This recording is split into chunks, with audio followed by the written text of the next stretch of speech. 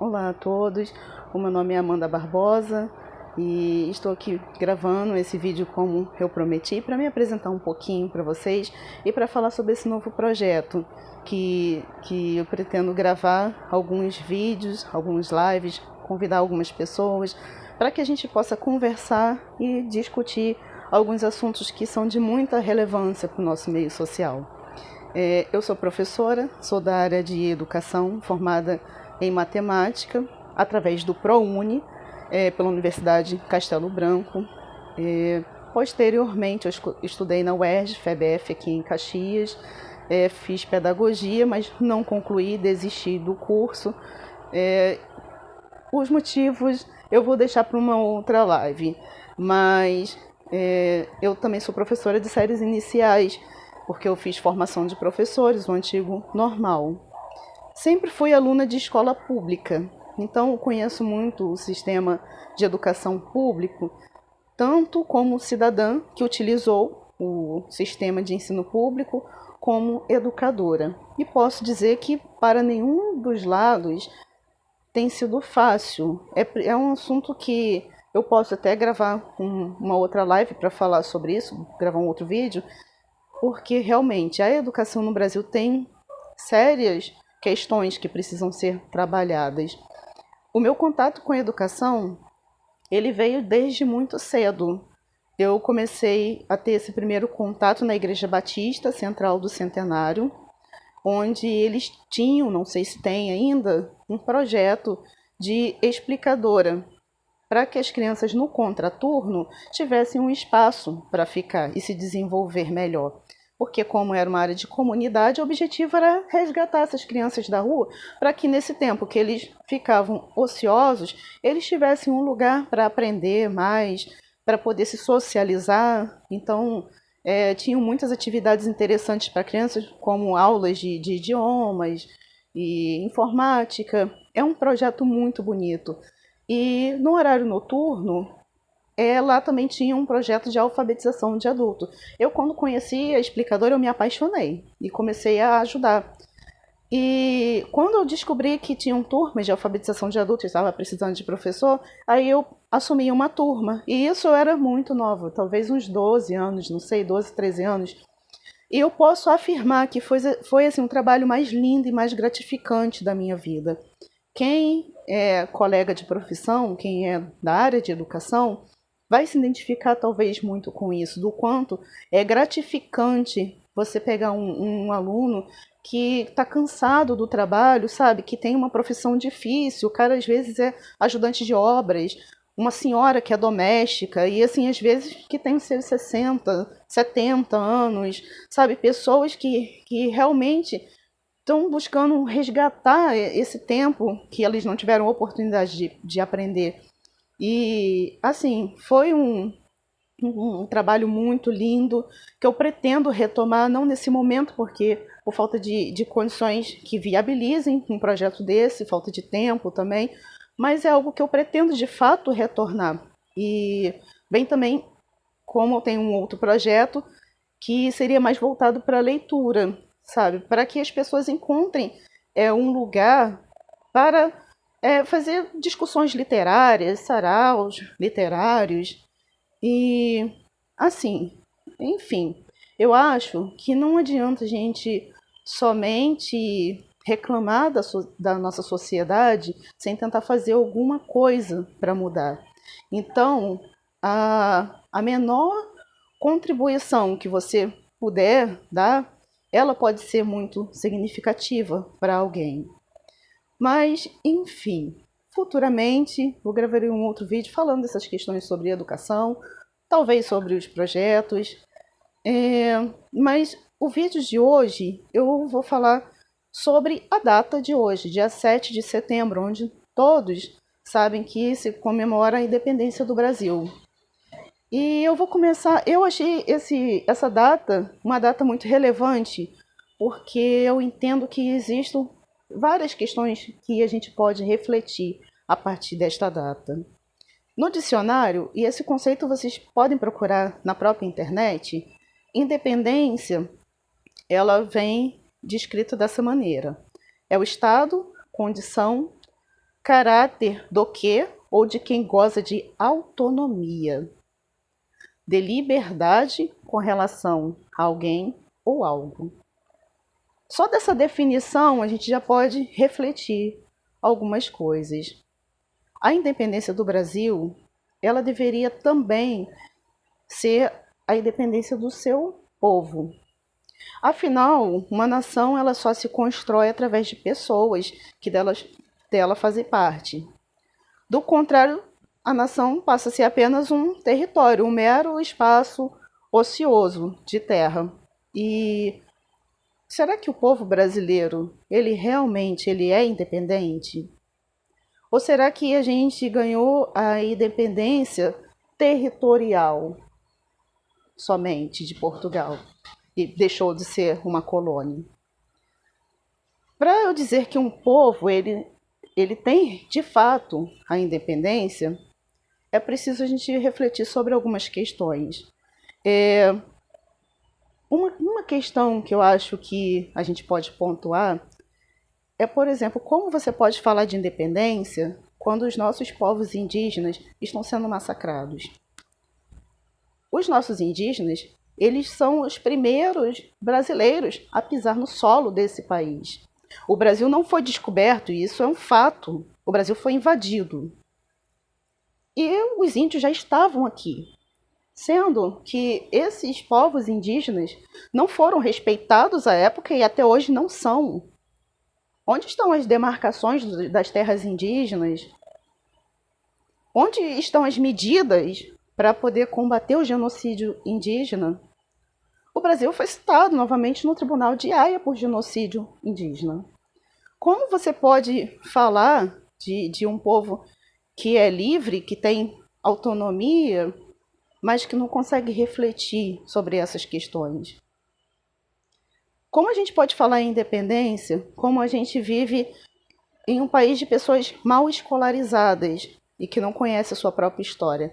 E aí eu vou dizer o que tem a ver a questão da independência com a questão da escolarização.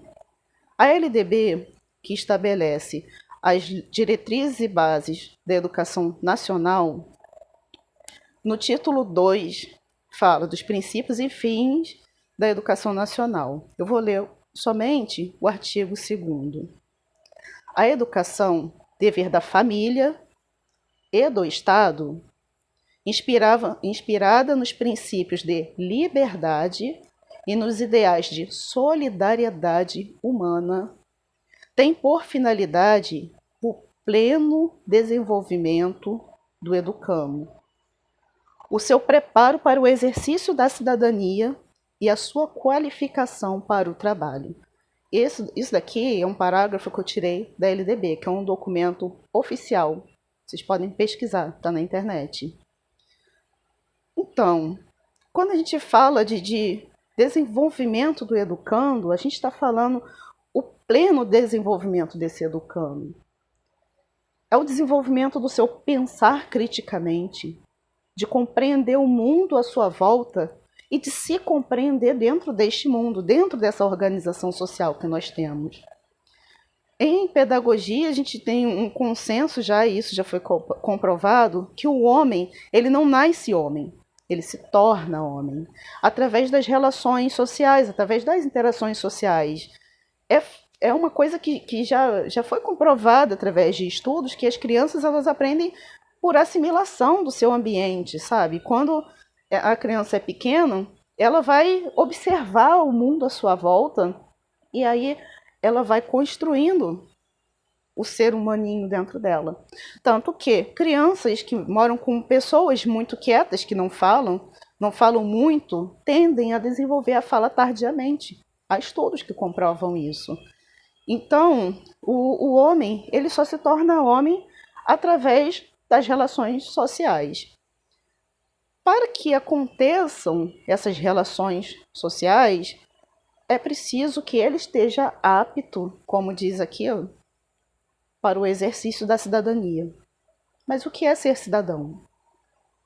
Entende? Uma coisa vai nos levando a outra. Uma definição que eu ouvi uma vez de um professor que eu achei interessante foi que ser cidadão é ter consciência dos seus direitos. Ah, mas as pessoas costumam dizer dos seus direitos e deveres. Consciência dos seus deveres, o próprio meio em que você vive, ele acaba te impondo, sabe, essa consciência dos seus deveres. Porque o tempo todo as pessoas dizem pra gente o que nós não devemos fazer. Todo mundo sabe que não deve avançar um sinal de trânsito. É a consciência de um dever. As pessoas fazem porque elas, na verdade, não adquiriram, sabe, essa emancipação em termos de pensamento. Porque você cometer uma infração de trânsito, cometer um crime, fazer algo, burlar uma regra, isso não torna você uma pessoa esperta. Isso, para mim, torna você uma pessoa desescolarizada, que simplesmente não consegue compreender que as regras sociais, elas existem para que a sociedade possa se desenvolver em harmonia, entende? Para que o direito de todos seja respeitado. Porque quando você avança o sinal, você está tolhendo o meu direito de atravessar a rua. Eu não vou poder atravessar naquele momento, que deveria ser o meu momento de atravessar como pedestre, porque você infringiu uma regra de convívio social. Então, assim, é preciso pensar até que ponto o nosso povo ele é realmente independente, até que ponto o nosso povo ele tem realmente consciência dos seus direitos. Porque, como eu falei, deveres, nós temos muitas formas de saber o que não devemos fazer desde de pequenos. Mas agora eu vou entrar nessa questão dos seus direitos. Eu, como professora, apesar de ter vários projetos de sucatear mais ainda a nossa educação, que pretendem reduzir carga horária, tirar matérias e tudo, eu sou a favor de que, inclusive, não só se mantenham as matérias, mas que se inclua na nossa grade, por exemplo, a matéria sobre a Constituição. Como você se torna um cidadão brasileiro se você nunca leu a Constituição do seu país? Como exercer a cidadania se você não sabe qual é a obrigação do Estado, a obrigação do teu presidente, a obrigação dos teus governantes, a obrigação pela gestão do país? Como exercer o direito da cidadania se você não sabe os seus direitos, quantos direitos as pessoas têm e elas nem sabem que têm? Como você exerce a cidadania se você não tem a consciência do seu papel na sociedade? Para exercer a cidadania, é preciso que a pessoa ela compreenda o mundo à sua volta e ela compreenda o seu papel no mundo. E isso engloba o respeito ao outro, o respeito às crenças do outro, o respeito à cultura do outro, o respeito às escolhas do outro. E partindo desse pressuposto, que o brasileiro ele não tem respeitado muito isso, será que dá para falar realmente em um povo independente? Em um povo livre? Será que nós respeitamos o outro quando nós vemos tantos discursos de ódio, tantos ataques, crimes de internet, não é preciso nem citar? As pessoas têm a falsa sensação de que, por estarem do outro lado de uma tela, elas estão impunes. Mas não. Determinadas coisas são práticas criminosas, que você, inclusive, pode ser preso por elas. E eu preciso falar sobre direitos humanos. A maior parte das pessoas, eu acho que nem faz ideia de que a Carta Universal dos Direitos Humanos, ela é o artigo 5º da nossa Constituição. Direitos humanos não é para defender bandido. É o direito de toda pessoa humana. E o bandido também é um ser humano. Você goste ou não goste, isso não torna ele uma pedra. Ele é um ser humano. E sim, ele tem direitos. E existem meios de puni-los, mas sem selvageria, sem barbárie, sabe?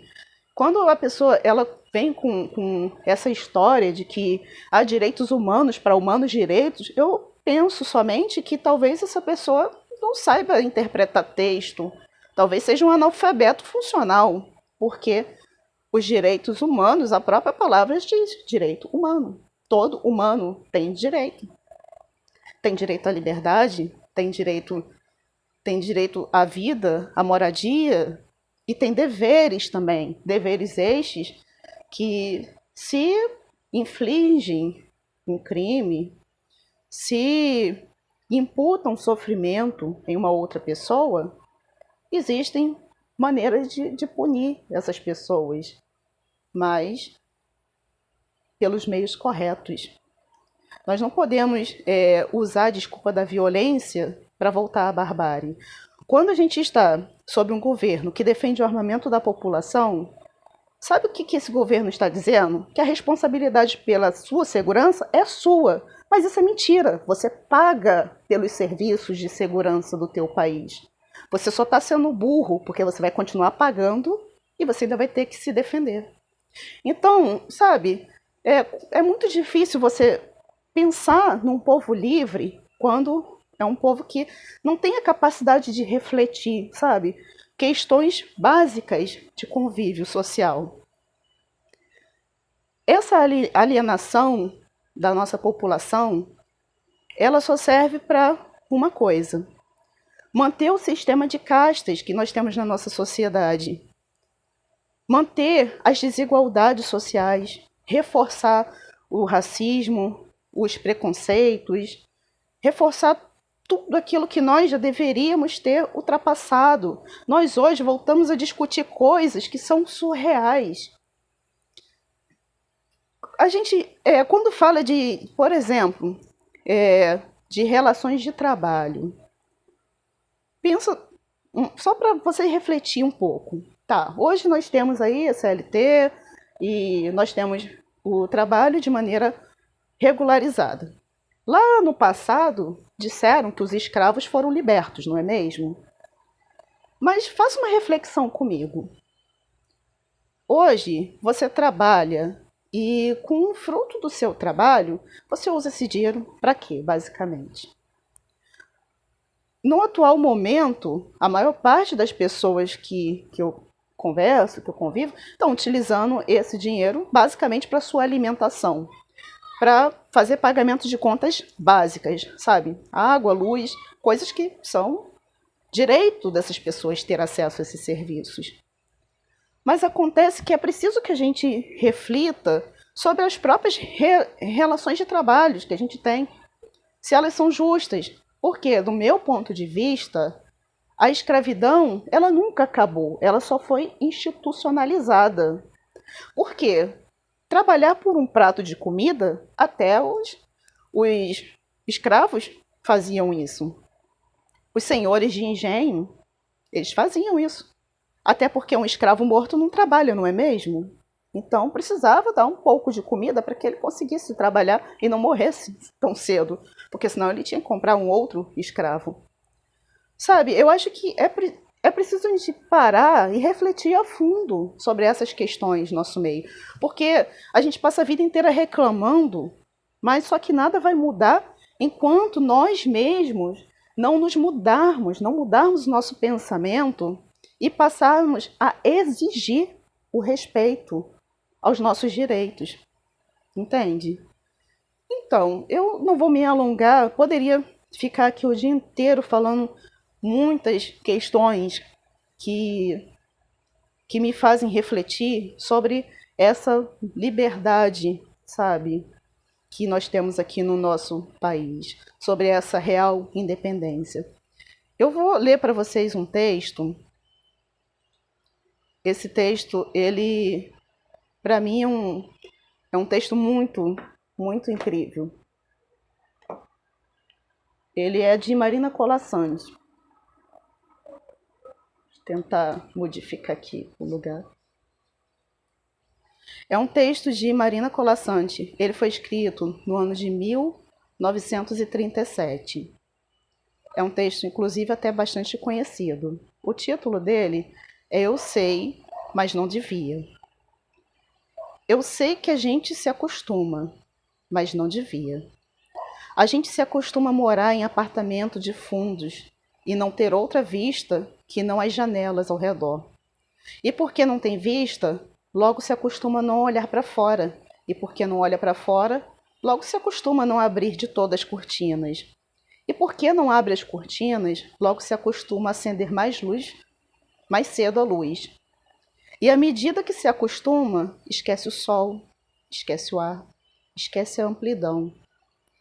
A gente se acostuma a acordar de manhã sobressaltado porque está na hora, a tomar café correndo porque está atrasado, a ler o jornal no ônibus porque não pode perder o tempo da viagem, a comer sanduíche porque não dá para almoçar, a sair do trabalho porque já é noite, a cochilar no ônibus porque está cansado, e a deitar cedo e dormir pesado sem ter vivido o dia. A gente se acostuma a abrir o jornal e a ler sobre a guerra.